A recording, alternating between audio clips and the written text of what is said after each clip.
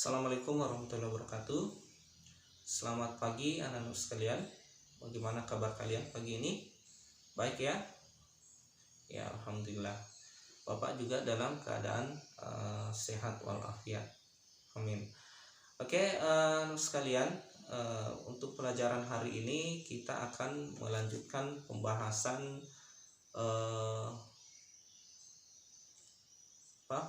sebelumnya, yaitu masih di bab 1 tentang konsep pembagian sistem kekuasaan di Indonesia. Tapi kita akan pindah ke submateri dari bab 1 ini. Kita pindah ke bagian kedua, yaitu kedudukan dan fungsi Kementerian Negara Republik Indonesia dan lembaga non-kementerian. Jadi ada dua pembahasan kita, yaitu lembaga kementerian dan lembaga non-kementerian, ya. Yang ini yang akan kita bahas. Tapi sebelum jauh ke sana, Bapak ingin menjelaskan bahwa Indonesia itu menganut sistem presidensial, ya.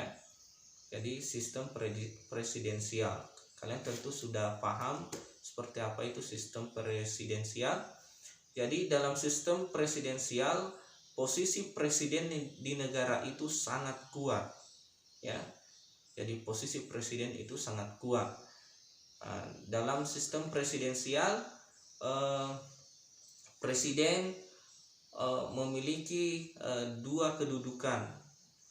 Jadi kedudukan pertama, presiden sebagai kepala negara, dan yang kedua, presiden sebagai kepala pemerintahan. Adapun tugas dan wewenang presiden sebagai kepala negara dan kepala pemerintahan, ya, itu bisa kalian lihat di buku paketnya. Di situ sudah sangat jelas, ya, di halaman 10, ya. Di situ Bapak sebutkan salah satunya. Pertama, kewenangan presiden sebagai kepala negara. Yang pertama, memegang kekuasaan yang tertinggi atas angkatan darat, angkatan laut, dan angkatan udara. Ini dijelaskan dalam pasal 10, ya.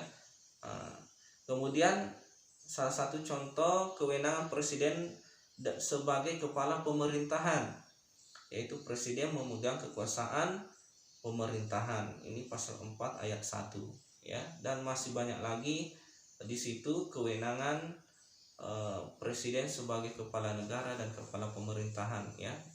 Kalian bisa lihat sendiri di bukunya.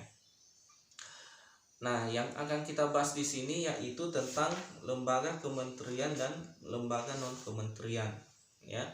Anak sekalian, Bapak sudah mengupload di akun psikologi kalian buku paket. Siapa tahu buku yang Bapak sudah share itu hilang, itu bisa kalian download langsung di situ. Kemudian Bapak sudah menyertakan beberapa link di akun psikologinya, di bahan ajar. Silahkan dilihat di situ. Di situ ada link tentang kementerian dan lembaga non-kementerian. Silahkan dibuka, ya. Atau kalian juga bisa browsing sendiri lewat Google atau lewat browser yang lain, ya. Silahkan. Nah, anak sekalian, tugas kalian untuk hari ini, ya, silahkan dibaca buku paketnya. Silahkan dibaca buku paketnya tentang daftar menteri-menteri, ya, tentang daftar menteri-menteri atau nama-nama kementerian yang ada di Indonesia beserta tugas-tugasnya, ya. Ini tidak usah Bapak jelaskan panjang lebar karena kalian bukan anak SD lagi, kalian bukan anak SMP lagi, ya.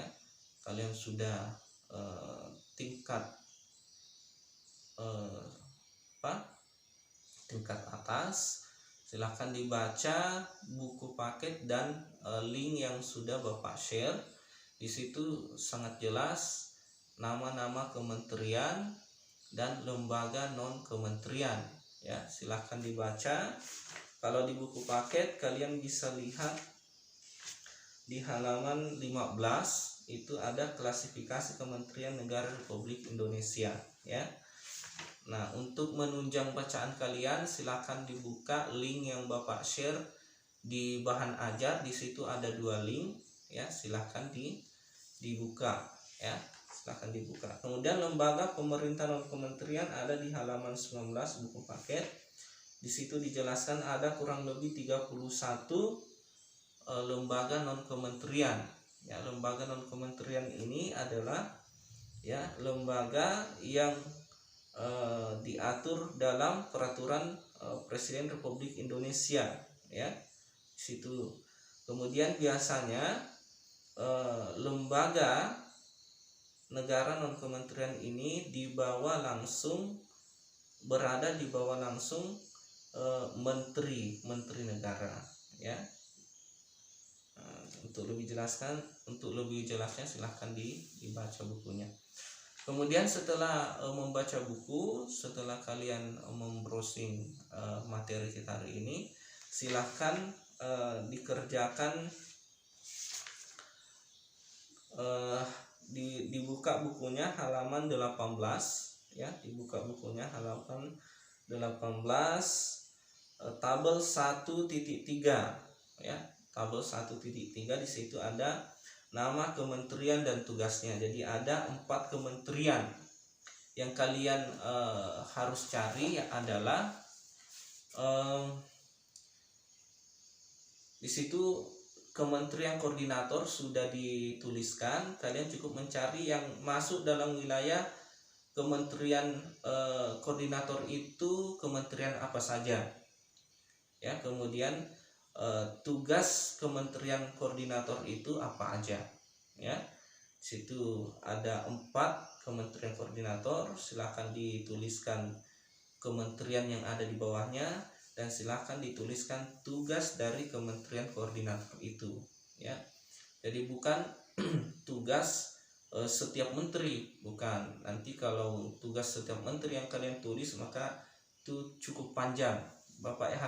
Yang Bapak minta di sini cukup kalian menuliskan tugas kementerian koordinator yang 4 itu ya. Itu di tugas pertama. Kemudian yang kedua,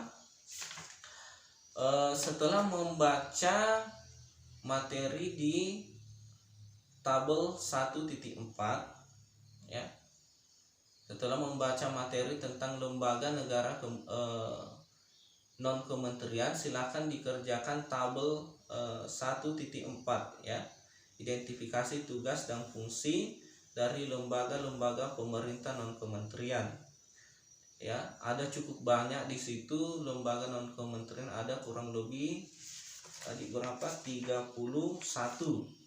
Bapak hendak minta kalian menuliskan semua itu, cukup kalian menuliskan 10 saja ya, 10 lembaga pemerintah non kementerian. Kemudian silahkan ditulis tugas dan fungsinya masing-masing. Oke, anak sekalian, itu tugas kalian untuk hari ini. Terima kasih atas ketekunan kalian. Bapak akhiri, assalamualaikum warahmatullahi wabarakatuh.